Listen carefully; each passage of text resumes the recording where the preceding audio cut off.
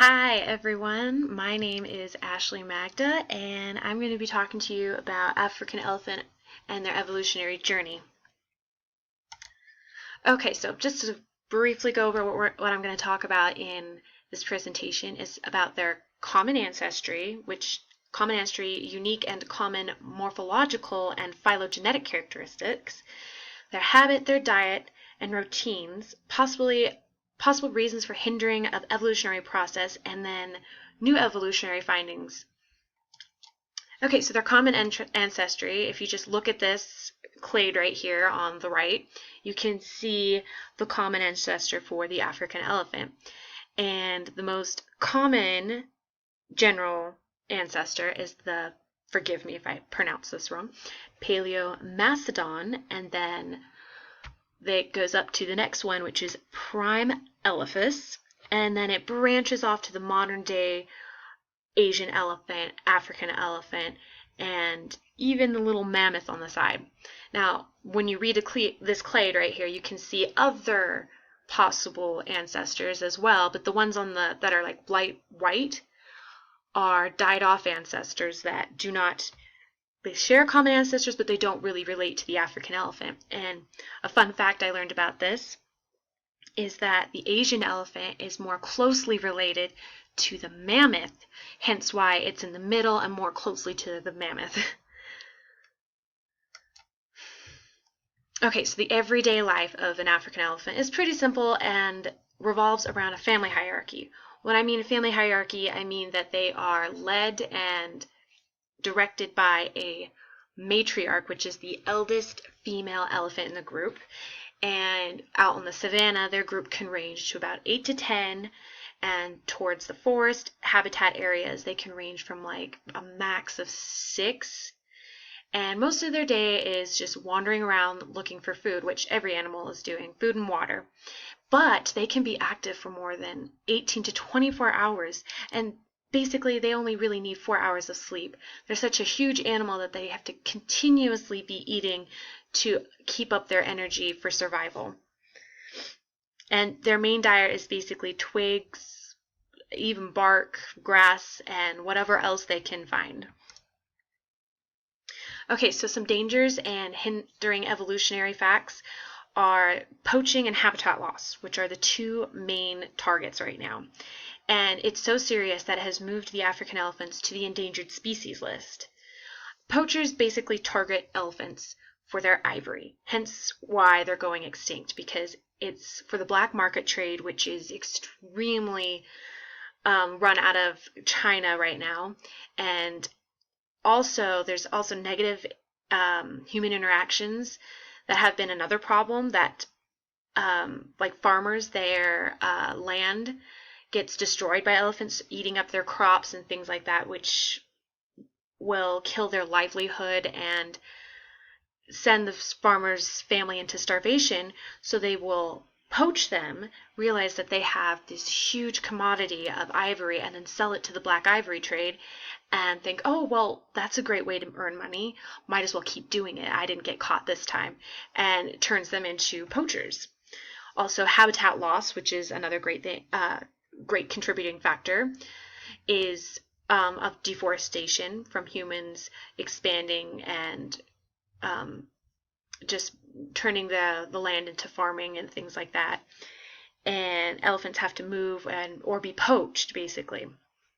And elephant populations are extremely low because of this, and they have to be put into government-run national parks to be protected.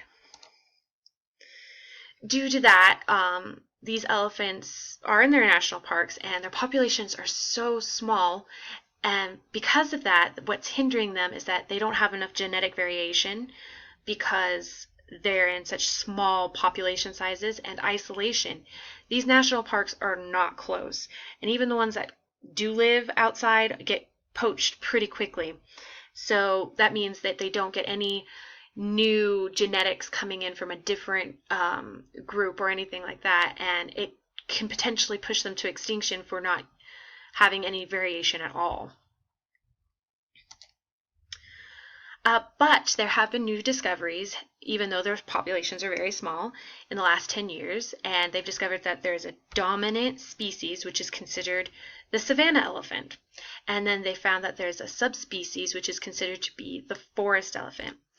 And how this started was by looking at their physical morphology.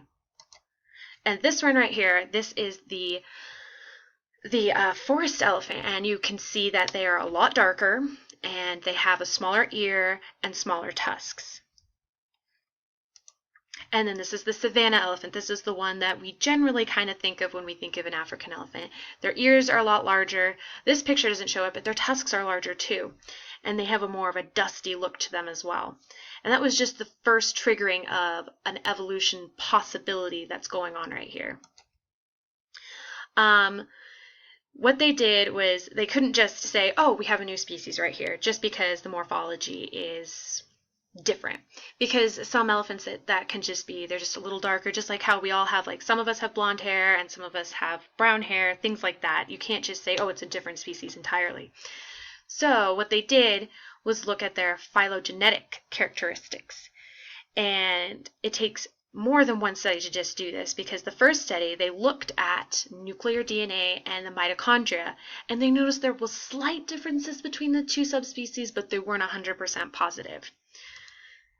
So this right here is the nuclear DNA and the mitochondria DNA, and then the groups they put together, Asian, Western, Southeastern, and Central elephants, all have, except for the Asian, all have a mixture of savanna and forest elephants.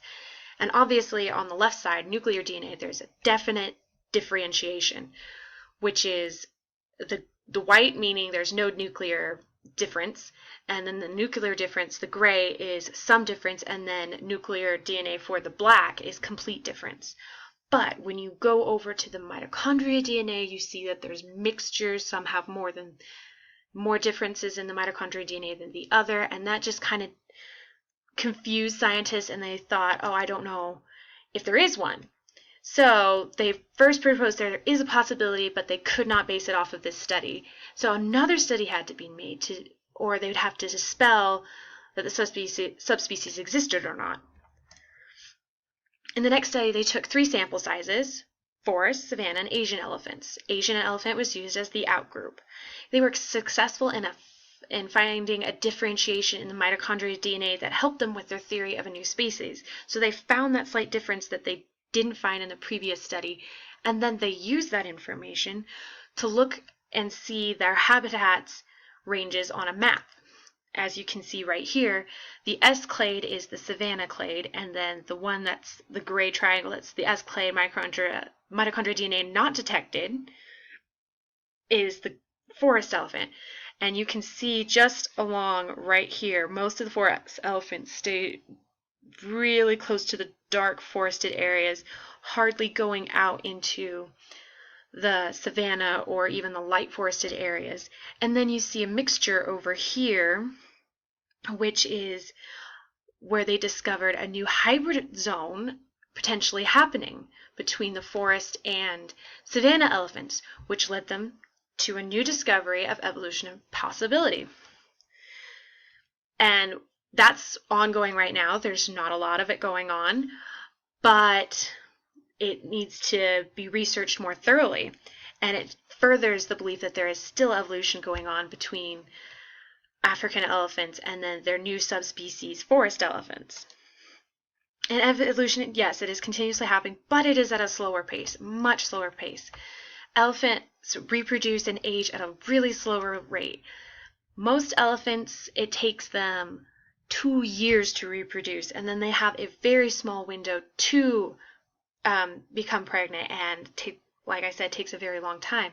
And they age and die off very slowly. They can live to be about 70 plus years old.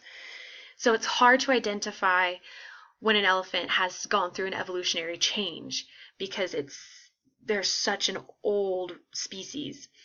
The hindering factors were obviously mainly due to negative human interactions such as poaching and habitat loss. But we did identify 2 subspecies which are leading us to the new discoveries, and which is the hybridization, which is being studied today. And they need to be thoroughly researched before any conclusions can be made to even more subspecies to the African elephant. And that was my presentation. I hope you enjoyed it. If you have any questions, just leave me a comment in the comment below. Thank you for watching my presentation.